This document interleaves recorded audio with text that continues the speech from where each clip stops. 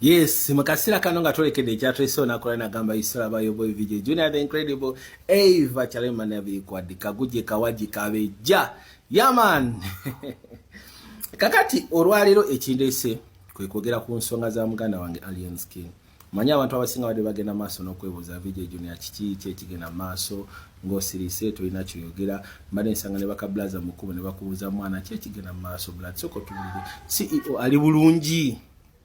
Okitegera waliwo n'abadde batandise okuddira firimu zange nkadde ne bajja mu audio ne babutambuza okwagala okutambuza narrative nti VJ Junior avudde mu kyaliyo naye kankulira ekintu kimu muganda wange nze bwe mba nsazeewo nti nsembeza omuntu mu bulamu bwange era nga musembeza nga kyaliyo wange mu ngeri emu oba endala wabawo ensonga eba ensembeseza omuntu oyo era tebakulimba nti ensonga eyo esobola okukeera ku makya n'emala gavaawo buvi tebakulimba tesobola kumala gavaawo buvi okitegeera kakati nze ku lwange mu kusirika kwange ebintu bino nga byakatuukawo nakubira Alien Skin esimu nemubuuza papa kyekigenda maaso mbeera kyoli bulungi naye bwe nkuwulira ebigambo Alien Skin bye yangamba ku ssimu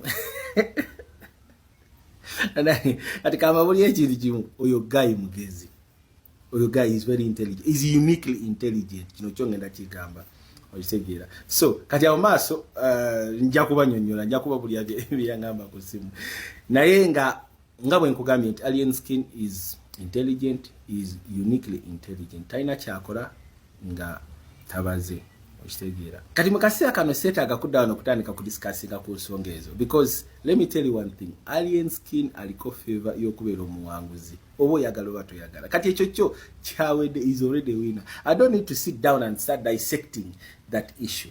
Nze njagala sooka balaga how that guy is uniquely intelligent.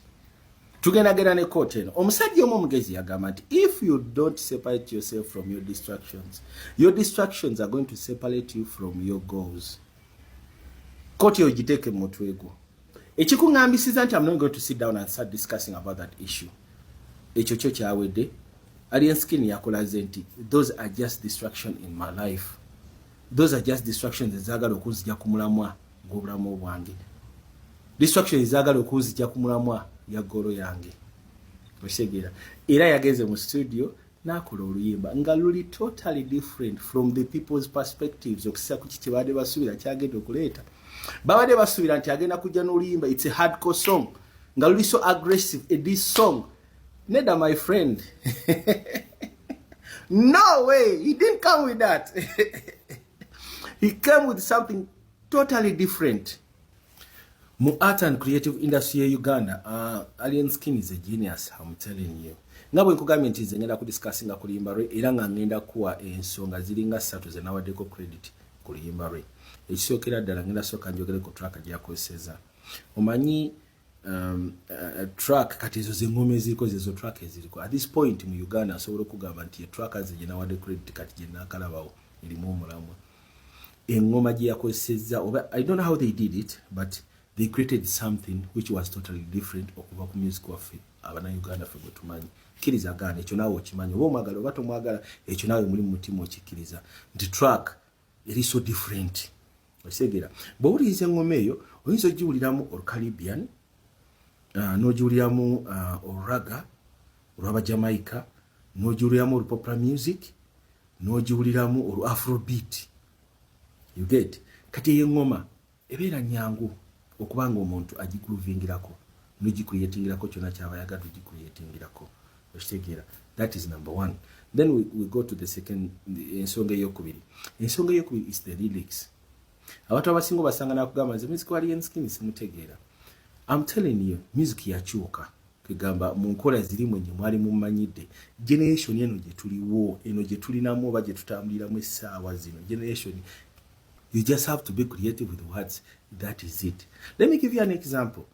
Ono mwana mu Tanzania yakuba akayimba n'agamba koma sava koma sava koma sava koma sava. When you sit and listen to the story, record label yagigamba nti nyina oluyimba ne bamugamba nti ebyo byoyimba ffe tetubitegeera tetubimanyi. Abantu be yali agamba bali mu generation ziri ezedda nga tebabitegeera.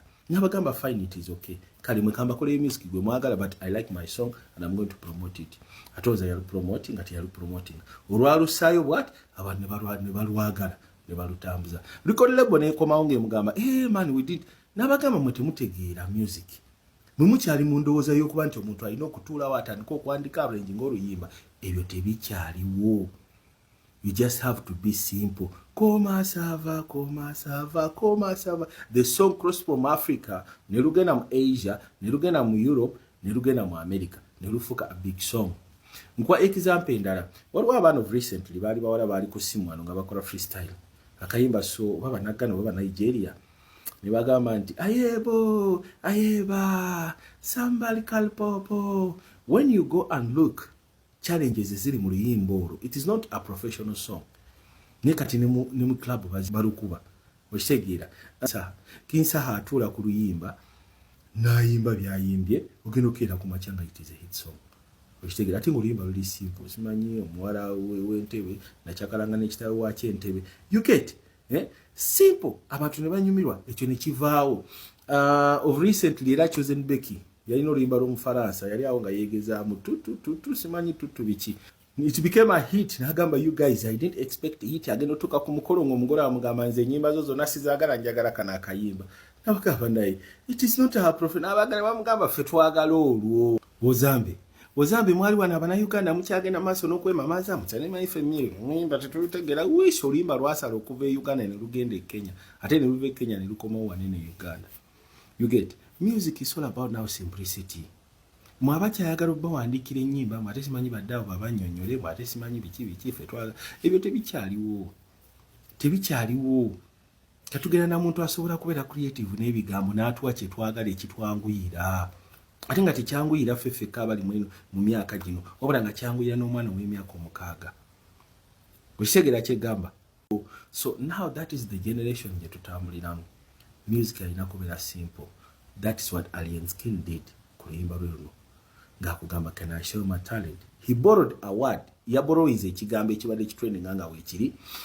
Okusinzira nti is a creative artist. N'akikwata n'akiyiyamu oluyimba era bwe kino kitambula. Kyova olaba oluyimba lwe lutambulira ku speed ya kika kya waggulu nnyo kamala because it crosses from the young generation to the older generation. Luvira ddala ku mwana w'emyaka 6 ne lutuuka ku muntu w'emyaka 5. Oluwuliro ogusooka ogwokubiri oba oluyimba ogwokusatu oba oyagala kola challenge mu luyimba olwo. That is how ati watu kati watambula era watuuse mwabawooza muze sitegeera byayimba sitegeera. Then you have to understand. Oluyimba lwe twogerako essaawa zino ku YouTube lina emitwalo 15 views ng'ogasseko ne comments 15. 48 hours. Now aliyo bera nga tubimaliriza akantu akasinze okugimmenya era kwe nasinze omuwera credit it is the video. Yakoze oluyimba the audio track nga mbutuufu ematchinga ne story gye yakoze but kibadde kikwetaagisa okuba ng'olina critical mind ng'olina keen eye okusobola okustudyinga situation n'olyoka onyumirwa oluyimba lugamba can I show you my talent. Waliwo ekintu kye njagala okubagamba in life buli omu asoomozebwa. Waliwo kye tuyita challenges ebisoomooza obulamu bwo. Challenge ze tuyitamu oba ebisoomooza byonna bye tusiikana mu life zaffe oba mu bulamu bwaffe bibeera nnyo mu mirimu gye tukola gye tusinga okusiikana okusoomoozebwa ate nga kubeera within n'abantu be tubeera nabo mu ekyo kye tuba tukola. Kati Alien Skin mu luyimba lwe mu video yagambye can I show my talent. N'akulaga ebyamutuuseeko, n'akulaga emmotoka engeri gye baagikubye, n'akulaga ennyumba engeri gye baagikubye, n'akulaga buli kimu kyonna engeri ebintu gye baabikyankalanyizaamu engeri gye baabisaanyizaawo n'akugamba this is my talent. These are the challenges of my life. And my life, I'm an artist. Era yetwala okubeera nga ali talented. Era ffenna tukimanyi okusinziira ku following ye tukimanyi nti ali talented. Kati akugamba now this is my talent. Mwabagamba mutamanyi kuyimba. Bino byandituuseewo mu life ye singa abadde tamanyi kuyimba. Bino tebyandituuseewo mu life ye singa abadde tamanyi kuyimba. That's the story behind the video and the music. Olisegera. Naye kati ate mu luyimba akulaga nti after showing you that lyrics endowooza oziwulira nti kukyakala oli single lwaki tuli single. You get it? Lyrics zikulaga nti after me showing you what I'm facing and the challenges I'm going through, tekitegeeza nti ngenda kaaba ngenda kubeerawo mbere cry baby nkuba omulanga bannange nze kakati bannange since these are the challenges of my talent, they are not going to distract me from my goal. Ngenda sigala nga ndi ku mulamwa. This is expected in my life. I'm not going to cry. Okitegera. So kati yakulaze talent ye n'ebijjira ku talent ye. Then mu luyimba mwennyini nakulaga, but I'm not so taken up with this. I'm so focused. Kati awo nalyoka kuba mu lyrics za swag. Kweyagala kunyumirwa. Kijja. So kakati ababeera eyo nga mugezaako criticize Alien Skin, music we bla bla bla n'ebisigadde. At this point wetwogerera oluyimba lwe twogerako essaawa zino ku YouTube lina emitwalo 15 views ng'ogasseko ne comments 15. 48 hours.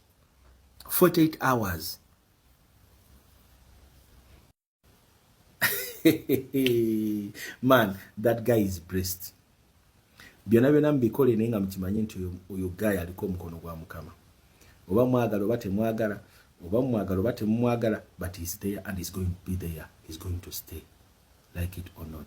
Alien Skin CEO, I salute you. May God bless you forever and ever. Mugasseko ne abaana ba Fangon Forest. Naye nga temuzikiza. Ekintu ekyazuuse nti okwagala Alien Skin kye kimukyaya. Kati mwe mwongere mwagala. Mwongere mwagala. Kati mutuke n'ekiseera mwagale nga mwagaza nakatijjo nakatinko.